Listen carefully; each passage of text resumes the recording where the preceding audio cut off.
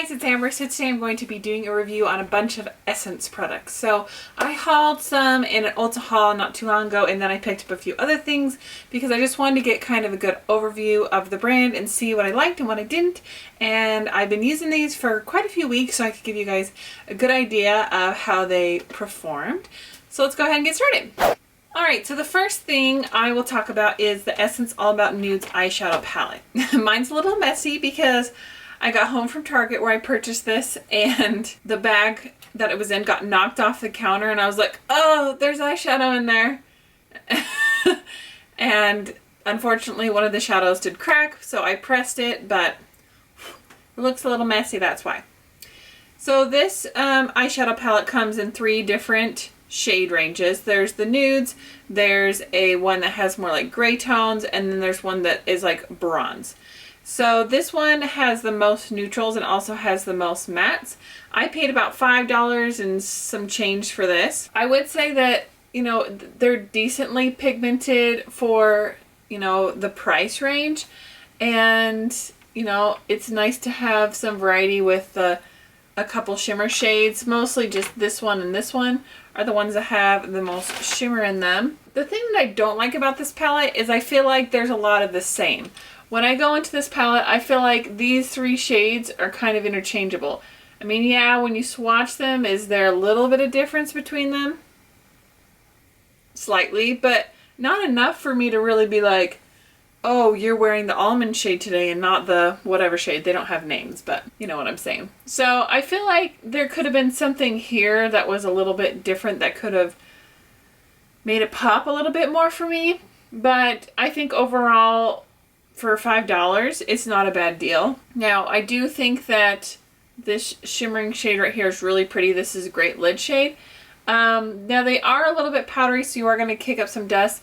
This shade especially for me, and I don't know if it's just because I broke it, but it has been extremely powdery. So when I used it to do my eye look, I used it today, I did get quite a bit of fallout, so that's just something you just need to be aware of. But overall, I mean, it's a nice little palette. Like I said, if you don't want as many matte colors, you can go for some of the different options. But, I mean, it's a good choice if, you know, $5 is what you're looking to spend. But I will give you a little option here. These Au Naturel palettes from Wet n Wild are also $5. So, if you're really stuck on getting Essence, I mean, this isn't a bad palette. But when you look at the shade range and the quality of this is really good, I would probably pick this over this just because you're getting so much more for your money as far as different shades. And I feel like these are all different. They don't have a lot of repeats. So, but I don't know, it's something that I would reach for or purchase again. I definitely won't be trying out any other palettes. Alright, next is the Blush Up Blush, and this is in Pinky Flow. They had a couple colors of these and I absolutely adore this blush. First of all, it's really pretty because it's got the ombre shade, so you get like a lighter pink on this side and a darker pink on this side. So you really can get some different shade ranges there. But I like that it's matte, but it has not really shimmer to it, but it has just kind of a luminosity as far as like creaminess, not shimmer or anything. But it looks nice on the skin. It doesn't go on really chalky or anything. I do feel like this is what I'm wearing right now. I do feel like it gives a nice long wear. I remember there was a day that I had been wearing this for 5 or 6 hours and I looked in the mirror and I still noticeably had blush on, and so I was really happy that after a 6-hour wear that it was still there, because sometimes drugstore blushes will just start to fade away. So I was really happy with that. They also have a peachy shade, and I would be willing to purchase that shade and give it a try because I do really like this. I think it's nice. It's kind of customizable as far as how pigmented you want to wear it. And overall, I would definitely recommend this, and I give it an A+, I guess. Alright, next is the Essence Make Me Brow. I really like this. This one's in Blondie Brows. I think I could have even gone for the darker shade, although I do have it in my brows today. It gives a little pigment, but not a ton. So if you're someone who wants a really strong brow and you're blonde, you might want to bump up to the next shade or maybe mix the two. But if you are a blonde, this is a great cool tone shade that's not very dark. So if you don't want something that's really deep, if you want something subtle, I thought it did a good job. It doesn't make my brows feel like crusty. I didn't notice like flaking. I really have no complaints on this. It was a good choice and it was like $4. So, I mean, you really can't go wrong there. All right, next for lip products, I have this liquid lipstick in Color Party. Now, this is not a liquid lipstick like a matte liquid lipstick that's been the super huge trend the past year. This is definitely more of a lip gloss, and it's a very thick formula. So it goes on super pigmented. Oh, you know what? I just realized I don't have lip stuff on. So this is a liquid lipstick in the fact that it is just as pigmented as a lipstick would be in a gloss form. So I really like this. I feel like it's super moisturizing. It is a little heavy on the lips, so if you're someone who doesn't like the feeling of having a lip product on, it is something that it's noticeable. Like, I know I'm wearing a lip gloss, you know, it's like, heaven forbid the wind come up because it's going to be all up in here. But I do really like it.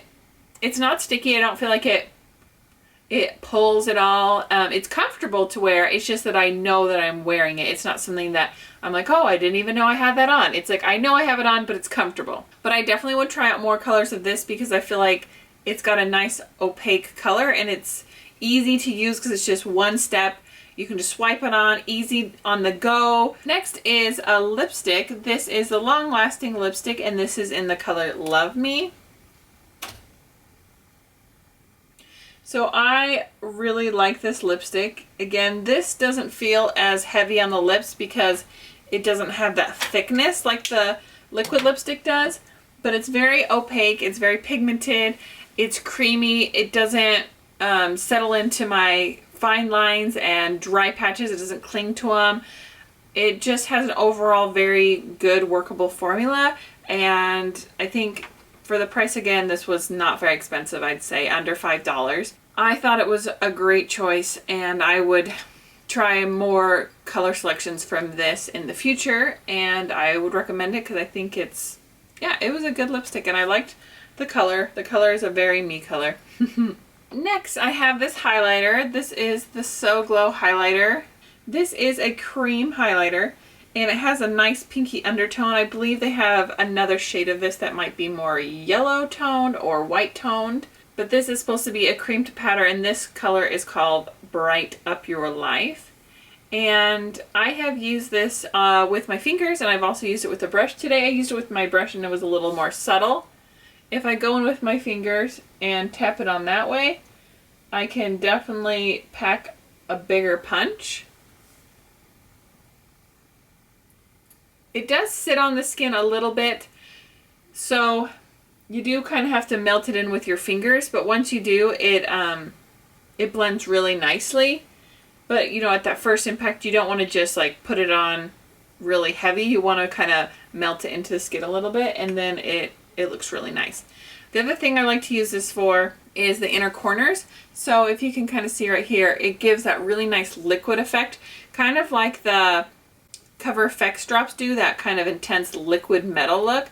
And so I used a little brush and applied it that way, and it really just popped. And it has a little bit of that iridescence to it, so when you swatch it and it moves with the light, it kind of gets those different tones to it. It almost has kind of that bluish, violety, and it doesn't a real strong pigment that really shows up, but it's just kind of that shift in there to those cool tones and then the pink, and then it's just pretty nice. So yeah, I really like this highlighter, and it's nice to find a good kind of cream highlighter at the drugstore because you just don't see a lot of good cream highlighters all the time. So yeah, definitely like that. All right, next is the Say No to Dark Circles. This product I have seen mixed reviews on. Some people have said they love it, some people say they hate it. I'm kind of on the fence about this. I don't love it, I don't hate it. A couple things. One, for it to be a dark circle corrector, I just don't feel like it's very orangely pigmented. So this is going to only work for people with fair skin. If you've got deep skin, this is going to be way too light and it's not going to be orange enough. It's kind of pink almost. Versus like the Pixie corrector or, you know, something with a little more orange in it, it's going to be better at camouflaging those tones. This is just going to do a slight tone. So if you have a little bit of dark circles or you mostly need brightening, then this would be a good choice. But if you're thinking like, oh man, this is going to take my bad dark circles completely away, this probably isn't the choice for you because it just doesn't have enough of that orange pigment to really counteract that dark bluish purplish veins under your eyes. It can look a little chalky almost, which it's creamy, so you're like, how is it chalky? But it